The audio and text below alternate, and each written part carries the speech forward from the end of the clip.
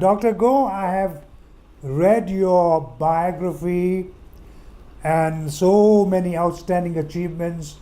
You are an MD and you are currently the senior consultant dermatologist at the National Skin Center in Singapore.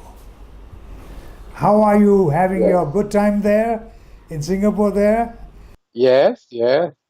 We are very fortunate. We have very good government, Yeah. and it is peaceful here. Dr. Go, Yeah, you that's have right. mentioned in your abstract that the National Skin Centers of Singapore attending about 1,500 outpatients daily.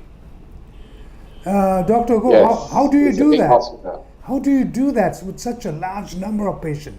We our previous permanent secretary of health has got the foresight to see that we need a hospital because um, there is a big demand for skin services, and we want to concentrate all the expertise in one area rather than have many small hospitals, Oh, yeah. small departments. So we are one big center where we gather all the dermatologists together. So we have economy of scale in whatever we do because of that. And Singapore being a very small country, it is very easy to do that as compared to big countries, in other parts of the world. One thing I liked what you said was that you want to concentrate only in one particular field instead of concentrating on a number of things here and there. So that is a very good Yeah.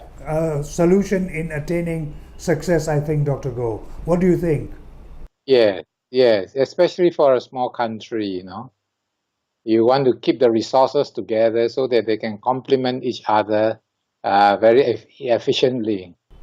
I think that is something which we in Nepal should learn, because here is sometimes Mm. everything is on the same plate, so that becomes a little bit of Yeah, problem. Whereas Singapore is doing yeah. outstanding thing, like you said, concentrate on one particular field. That is good. We'd like to congratulate you, Dr. Go, on that.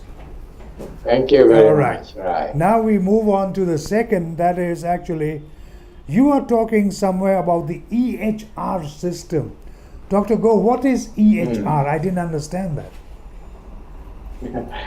The old word was EMR, electronic medical record. Oh, In God, the yeah. past, all our medical records are all handwritten on paper with the pen, and the EMR. records get lost all the time. We can't find them, and they are not filed properly. So, with the advent of electronic digital implementation, everything becomes electronic now. So they have the electronic medical record. And however, then subsequently people say that no, we are not only digitizing the medical record, we are digitizing a lot of other health associated data as well. Like, for example, we look at the cultural and social problem, people with diabetes, and their laboratory test results, the treatment prescription that they're receiving. These are all health records. So they decided to call it electronic health record that will encompass a wider area of healthcare rather than just the pieces of paper that is used to record what the patient complains about. So everybody at the National Skin Center, everything is electronic now. We don't have paper at all, in fact. There you are. My God, what a success. Now, what is happening is, for example, just 3 hours ago, I was talking to Dr. Pirko Kori of Finland over Skype or Mm-hmm. over Zoom. And she was telling me Yes. about digital technology being introduced in the hospital. So, digital technology, Yes. she was really praising and she was talking very high of that system. Likewise, the EHR system in Yes. Singapore is to be imitated by Yes. other countries too. Yes, yes. I think over because of digitization, because of the availability of computers and servers, they are getting cheaper and cheaper. More and more people will be making use of the electronic system because the paper system is not very efficient, and we don't get very good record. And for the sake of the patient and for the safety of the patient, it will be good if most hospitals will be able to computerize all their record. Yeah. And even in Kathmandu, when you come to Kathmandu in November, during your interactions with other doctors here in Nepal, you'll also see that some of the hospitals have already making a good start in digitalizing the whole Yes, system. Yeah, and so on. Let's see if they can really move ahead. But Dr. Go, as an experienced doctor, as the master in the field, what prospects do you see this kind of EHR system for a country like Nepal? I think at the moment, some of these systems are fairly expensive still, because you need a vendor to write a software, and it is the vendor software that is expensive. However, as more people use it, the price of all this software will drop. And also, if you need only a very simple, simplified system, you don't need a very expensive system. Anything that will help you to collate medical record will be able to help you improve your health record collection. So I think our country also should learn these new techniques of EHR you have mentioned, and most probably they will do that. But since it is very, very expensive, then I think our government will have to also rethink in allocating extra budget for a system like that and so on. This is actually what I feel. Now, one question: does this National Skin Hospital in Singapore, for example, let's say Center for the National Skin Center of Singapore, organize some kind of trainings on that, Dr. Go? EHR system, do you conduct trainings too? Training program? We are not at the moment, because these are all technical electronic specialty. We usually engage a vendor to do it for us, and the vendor actually will be able to do and advise us accordingly. We need to provide input in the terms of how our workflow is and what we want digitized, and they will come up with a solution. In Singapore, the government, the Ministry of Health, is centralizing this whole process. So all the public hospitals will be utilizing a very common system where everybody can communicate with each other, and they have professional people organizing, building up the software to do so. So you need somebody who knows the software very well and will be able to write it for you. I don't think that the non-technical people, non-IT people would be able to do so. Okay, we continue. Like, for example, regarding the EHR system, then I may sound a little bit ignorant.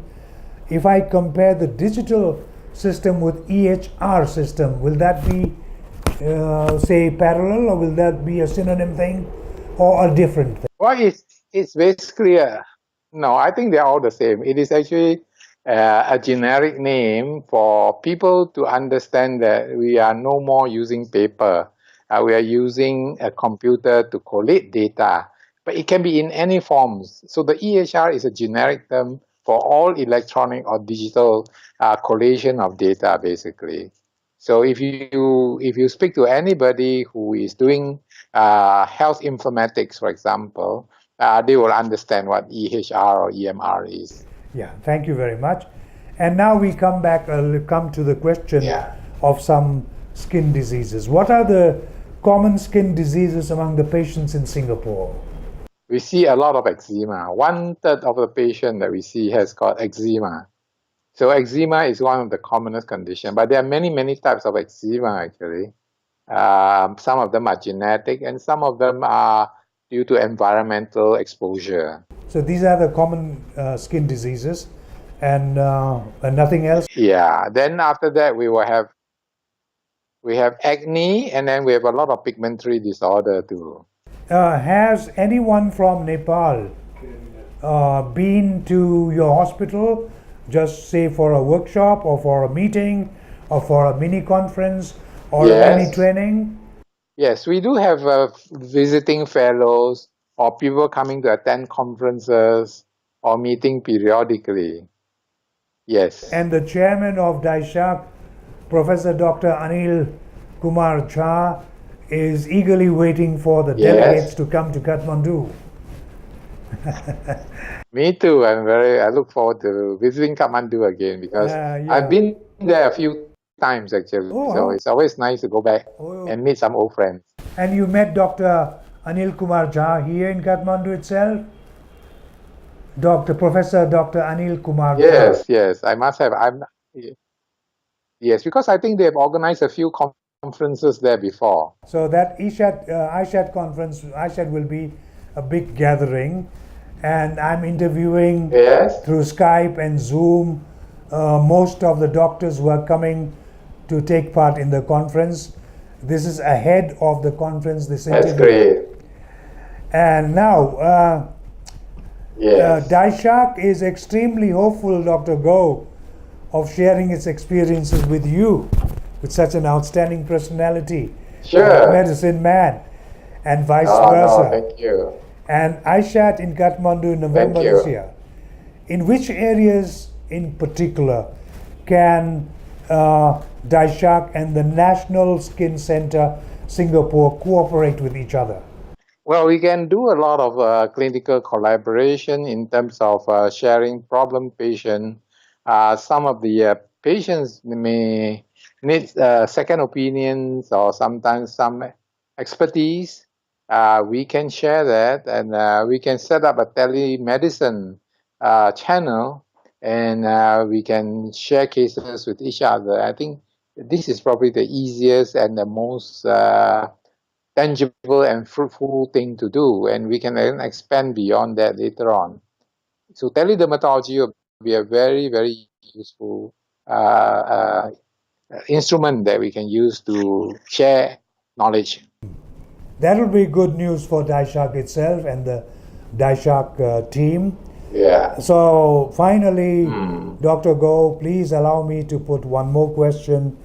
What message Sure. are you bringing to the conference in Kathmandu? We would like to share our experience in the digital era. We want to see how we can harness the digital information to improve the care of our patient and when we look after them, and how we can share it across the border, makes it no more borders. Yeah, thank you. Like the French have got an organization, Médecins Sans Frontières. Thank you. Is that true? Médecins Yes. Sans Frontières or something. I don't know how to pronounce Yes. that. So, Dr. Go, thank you very much. That's all we want. You're most welcome, and thank you very much. All the best to you, and My pleasure. see you in November. All the best to you too. I'll be also there. Yes. Thank you. All right, great. We'll see you in Kathmandu then. Thank Thank you. you very Bye-bye. much. Right, bye-bye.